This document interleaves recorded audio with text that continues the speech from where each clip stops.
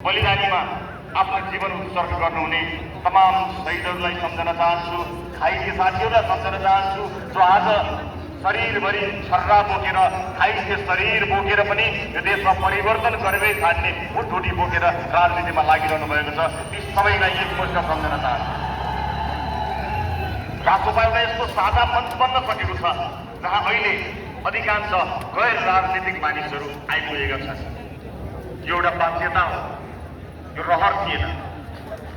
हामीले पटक पटक भन्यौँ तर हाम्रो कुरा सुनिएन। धेरै पटक भन्यौँ सुनिएन। टेलिभिजनको पर्दाबाट भन्यौँ सुनिएन। राजनीतिको मैदानमा आउने बित्तिकै घोषणा गर्दा भन्यौँ सुनिएन।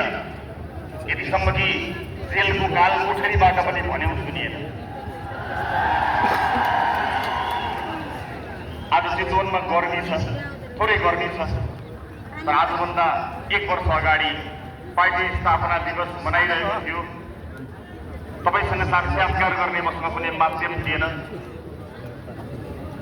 भैरवामा योभन्दा धेरै गर्मी थियो, निकै गर्मी थियो। अरूका लागि जेल एउटा ठुलो कम्पाउन्ड हुन्थ्यो, मेरो लागि एउटा गोल घर एउटा कोठा नै जेल बनाएर सरकारले सुविधासँग सुविस्तासँग राखेको थियो। मैले तपाईँलाई धेरै सम्झेको थिएँ। म आज तपाईँलाई धन्यवाद भन्न चाहन्छु कि त्यो आवाज सुनियो। म धेरै त सम्झन्न, म एउटा लाइन मात्र सम्झन्छु। जुन सन्देश मैले गत वर्ष भैरवा कारागारबाट लेखेको थिएँ, त्यो सन्देशको अन्त्यमा मैले भनेको थिएँ कि एक दिन जनताले तपाईँहरूको हातमा भएको तस्करले दिएको घडी खोज्नेछ र त्यहाँ हतघडी लगाउनेछ भनेको कुरा मलाई सम्झना छ। तर आज परिस्थिति फेरिएको छ, बदलिएको छ। बदलिएको यो परिस्थितिले हामीलाई देशको सबैभन्दा शक्तिशाली पार्टी बनाएको छ। आदरणीय उपस्थित महानुभावहरू, शक्तिशाली हुनु भनेको दम्ब गर्ने लाइसेन्स प्राप्त गर्नु होइन, प्रतिशोध साध्ने लाइसेन्स प्राप्त गर्नु होइन। यो मलाई र राजोपालाई राम्रोसँग थाहा छ। आज राजोपा प्रतिशोध र दम्ब भन्दा निकै टाढा गएर नागरिक जिम्मेवारी पुरा गर्ने एउटा अदम्य जनमत बोकेर उपस्थित भएको छ। र म आज मञ्चमा उपस्थित तमाम नेपाली राजनीतिका शीर्ष महानुभावहरूलाई साक्षी राखेर भन्न चाहन्छु कि निर्धक्क हुनुहोला। देश राजोपाको हातमा छ, देश सुरक्षित छ।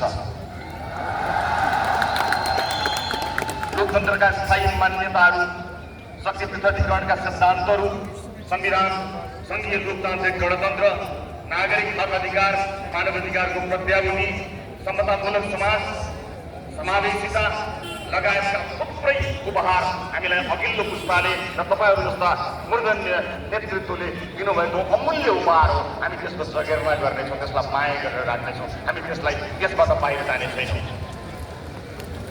यस अगाडि भएका तमाम आन्दोलनहरूको तिरस्कार गर्ने साहस हामीमा हुने छैन।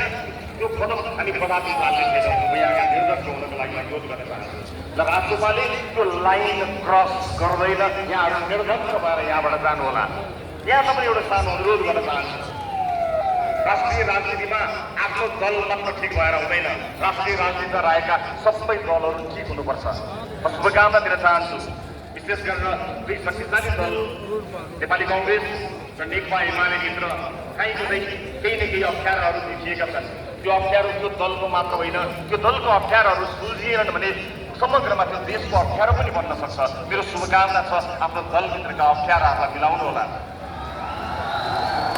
आफ्नो दल मात्र होइन, अन्य दलहरूका अप्ठ्यारा पनि सुल्झियो भने देश एउटा राम्रो बाटोमा जानेछ।